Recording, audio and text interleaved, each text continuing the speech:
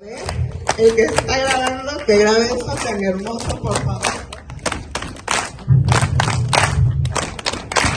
Coatzacoalcos, en todo el sur de Veracruz, porque vinieron de Hueyatán, de Aguadulce, de Nachipal, de La Chuapa. Gracias a todos los que vinieron a eventos de otros municipios.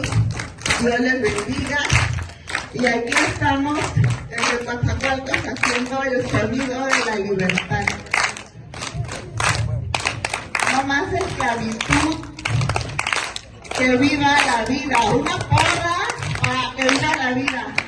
Todos vamos a decir, viva la vida. 1, 2, 3, arriba